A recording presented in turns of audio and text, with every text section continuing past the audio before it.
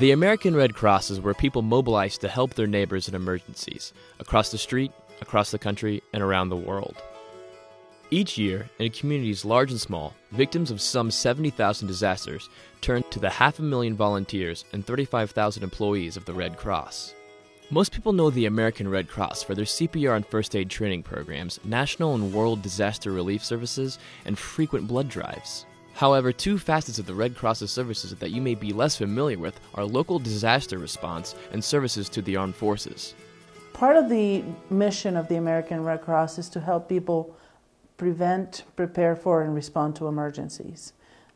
Disaster Services fulfills that mission by making sure that people who have been affected by a disaster have a safe place to stay, have clothes to wear, and food to eat. About a week ago, my apartment caught fire due to a unit below me catching fire, and I was displaced. I had nowhere to go, and they helped me out with some lodging and a place to stay. They came very quickly after we spoke on the phone. They gave me some liquid funds on a card that I could use for deodorant or supplies or food.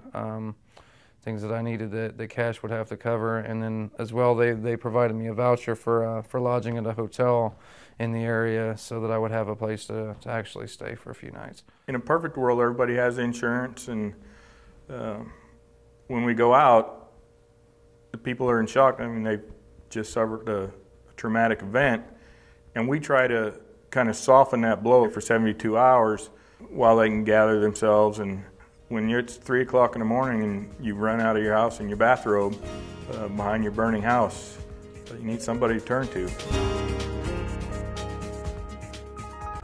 Approximately 6 years ago, my grandmother passed away, and my brother was on a transport to the Mideast. And I called my sister, who's in the Air Force, and I said, because the military branches I would think would work together, I said, we need to get our brother home so he can attend Grandma's funeral. I said, I don't know my brother's rank. I don't know where he's at.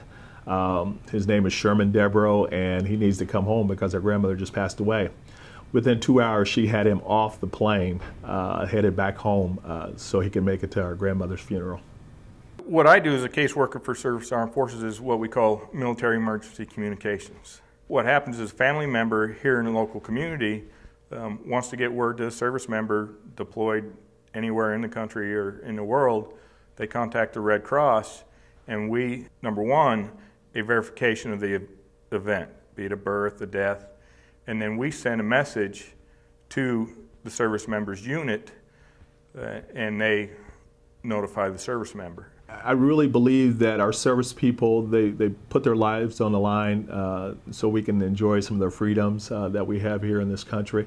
And I think it's important that we support them and let them know that we care and we value them. And the Red Cross is at the forefront of making sure that our service people feel like they're cared about. It's really the verification part of it that's important these days. We're here, we're local. We can call Bloomington Hospital and verify a death or an illness and get that information verified out to military commanders and service members. I would just encourage anyone that feels the need to volunteer in the community to get behind the Red Cross. It's all volunteers here, especially the disaster teams. It's all volunteers, people who give their time on call, be awoken at 3 o'clock in the morning, whether it's raining or snowing, and you crawl out of bed and you go help people that you don't know. A lot of other agencies provide things 1, 2 days, 3 days after an incident. We're there right when it happens. And right now in the area that we cover, we're the only agency that does that. I'm just glad that, that there are still organizations that, it didn't really matter where I lived or, what my tax bracket was or anything like that. I mean, they still came and helped, and it wasn't a very particularly long and tedious process of you got to qualify for this or we can't help you because of this or that reason. I mean, they just they made the phone calls and they did the things that I wasn't able to do, and they got me some help. The Red Cross they were angels for our family, and I can't thank them enough or do enough for them because that meant a lot to me to have my brother there.